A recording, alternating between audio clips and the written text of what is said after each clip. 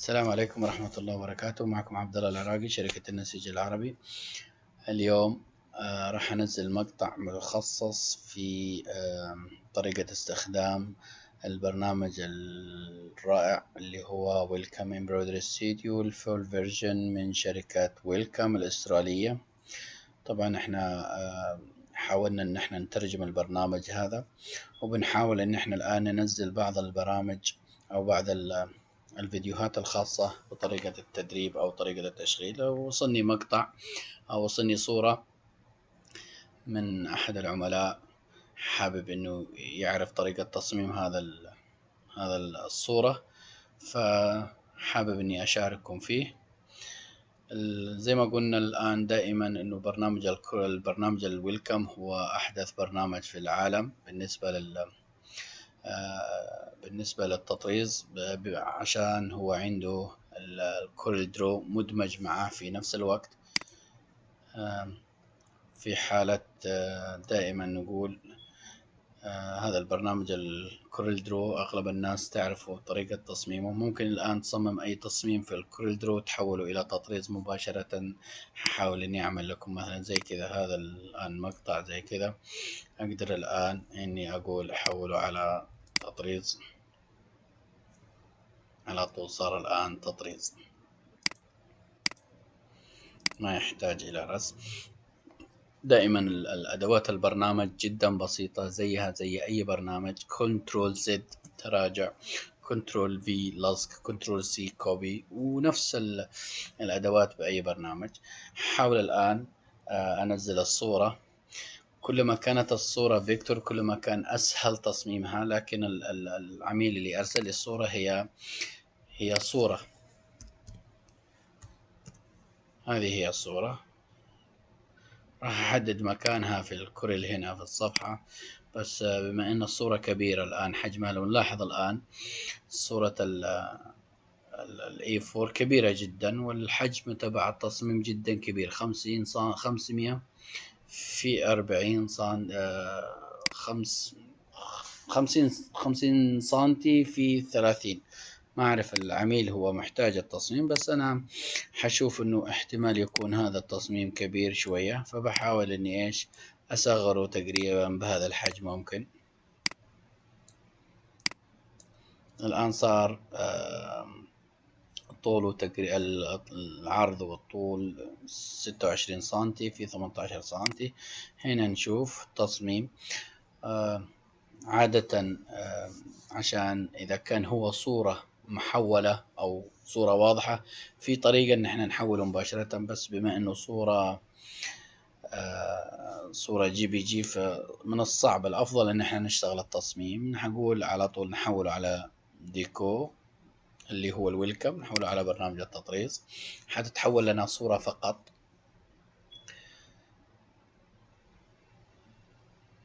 هنا الآن صار عندنا صورة التصميم.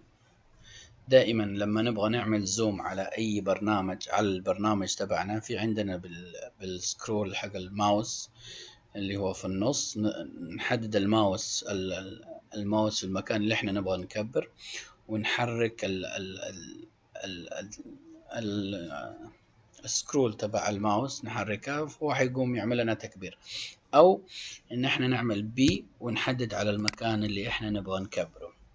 الان عندنا تصميم هنا، هذا هو التصميم. عندنا نعرف الحجم حقه مباشرة، هنا يبان الحجم، هذا هو الحجم.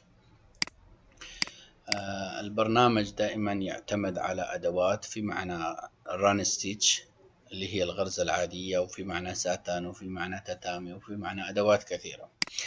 الآن راح نشتغل، حنحاول نستخدم بعض الأدوات حاليا. أول أداة، التصميم هذا طبعا من لون واحد.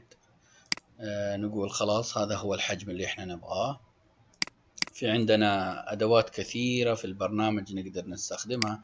بعض الأحيان الآن ممكن وانت تشتغل تحرك الصورة يمين يسار، عشان ما تعمل لك مشكلة تضغط حرف الكي يعمل إقفال على أي جزء في البرنامج. الآن أنا حبدأ من الجزء هذا لأنه هذا الجزء مكرر، ممكن أعمل له كوبي.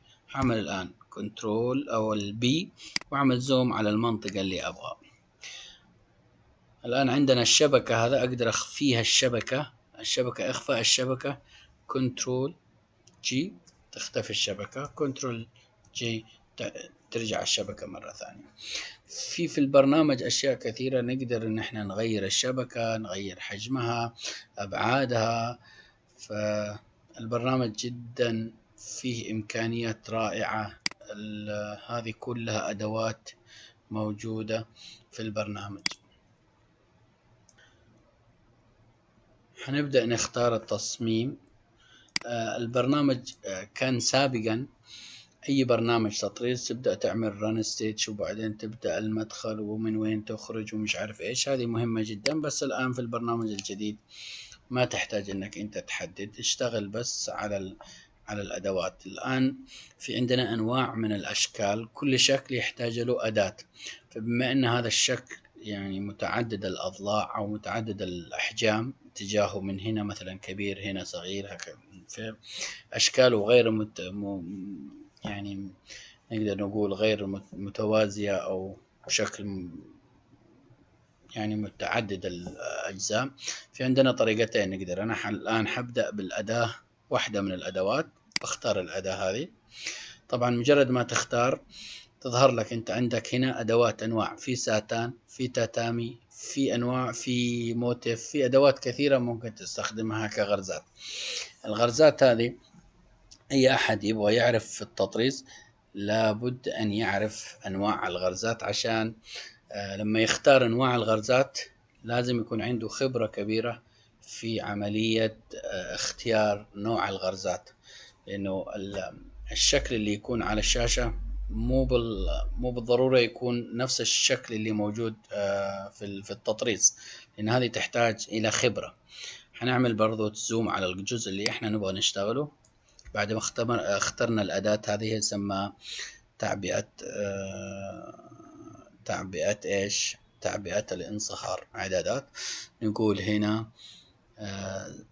نبدأ من المنطقة اللي احنا نبغاها. مثلا ممكن هنا نعمل نقطة.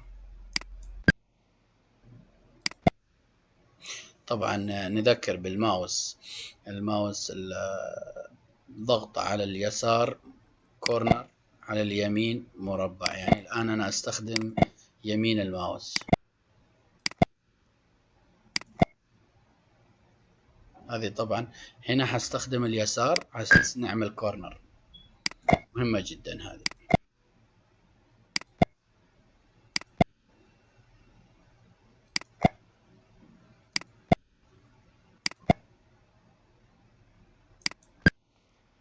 مجرد ما نخلص الجزء نعمل انتر. نحدد نحتاج ايش؟ نحدد اتجاه التطريز. نبغى التطريز اتجاهه مستقيم، اتجاه التطريز كذا، لا واحد انتر. اذا احنا نبغى نعمل فتحات جوة الجزء، اذا احنا نبغى نعمل فتحات جوة الجزء مثلا زي كذا، ممكن نعمل انتر حيسوي لنا فتحة. في حالة ما نبغى نعمل كنترول تراجع.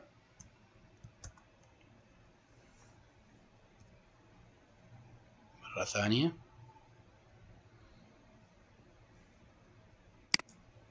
نبدأ، نرجع من هنا مرة ثانية، هنا باك سبيس، يمين يمين يمين. في حالة انه كان المكان مو بالطريقة صحيحة، باك سبيس نعمل اعادة يمين يمين يمين يمين يمين، هنا باليسار آخر شيء، بعدين انتر. في هذه الأداة تحتاج انترين لأنه ما نبغى فتحة في النص. نضغط انتر مرة ثانية.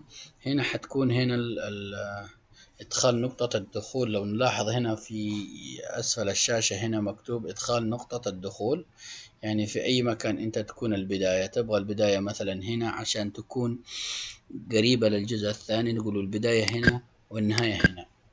وبعدين يقول لك ادخال نقطة الزاوية، يعني اتجاه التطريز. تبغى اتجاه التطريز كذا إذا تبغى مثلا، إذا ممكن تقول أوكي حيكون لك اتجاه التطريز باتجاه واحد، بس أنا أبغى هنا هذا الاتجاه، هنا أبغى هذا الاتجاه الأفضل، وهنا أبغى هذا الاتجاه، وهنا أبغى هذا الاتجاه، وهكذا. وبعدين نعمل انتر. صار لنا الآن تطريز. لو نلاحظ الآن هنا عندنا الإبرة تنزل في النص، لأن عادة في التطريز كل ما كان حجم الغرزة أكبر من 7 ملي تعتبر كبيرة على الماكينة. فالأفضل في عندنا طريقة في الأفضل إنك نقدر الآن نسويها هنا. لو مجرد ما تضغط دبل كليك على أي جزء حتظهر لك هذه الأدوات. هذه الأداة هنا، هذه الإعدادات تبعها. هنا تعبئة الساتان، نختار التعبئة.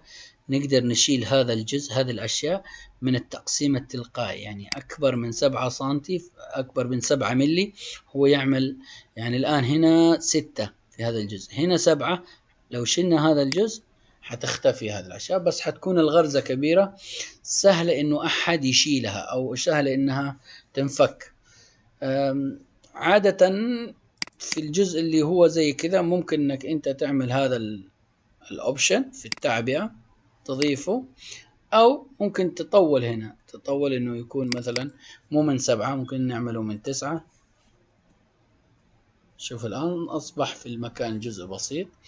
او ممكن نغير نوع الساتان الى حصير، هو كان يسمى تتامي المفترض.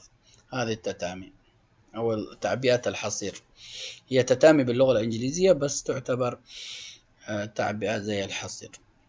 شوف لو نلاحظ هنا صار الغرزات مختلفة تماما. هذه أنواع الغرزات تحتاج ناس خبرة، مثل الرسامين لما يستخدموا الأقلام الرصاص. فكل ما استخدمت نوع من التطريز لازم تفهم كيف حتكون. وكمان الآن تتحكم بكثافة الغرزة من هنا. مجرد ما تعمل تعبئة هنا حيبين لك هنا 40 الطول. هذه هي الأساسية. نقدر نقول له الآن 40 يعني أقل من نص الملي، نقدر نقول 1. شوف كيف حيكون هنا خفيفة. لو أخفينا الصورة، طبعا إخفاء الصورة حرف الدي حيبين هنا كم.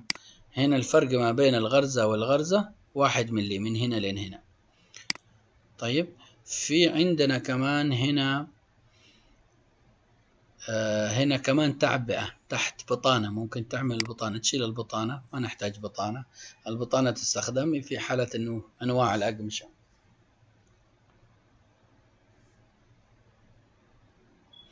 اذا في نوع قماش نوع القماش اللي هو زي التيشيرت تحتاج له بطانة. وهذه كل هذه الاشياء انا اعتقد اصحاب المصممين يفهموها.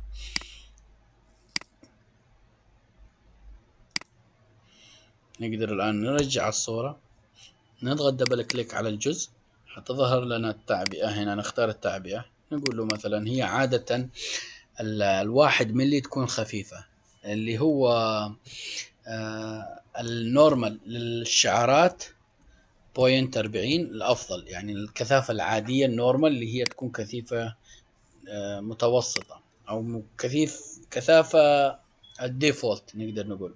طبعا هذا الجزء الأول استخدمناه. الجزء الثاني راح نقدر نستخدم الجزء الثاني، وحاول استخدم الأداة الأخرى هذه اللي هي هذه إعدادات مدخلات A.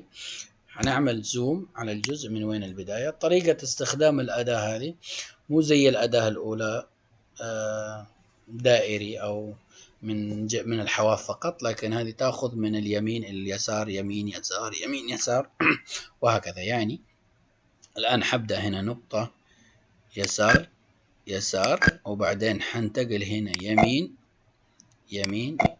هي لازم باتجاه واحد. إذا بدأنا من اليسار لازم نبدأ كل نقطة من نفس المكان. يعني بالأصح إذا سوينا هنا يمين وهنا بالنقطة اليمين ما ينفع أرجع من هنا وأسوي كذا، تسوي عندنا لخبطة في التطبيق. لازم نستخدم من نفس الاتجاه، يمين يمين يمين يمين يمين، وبعدين هنا يسار.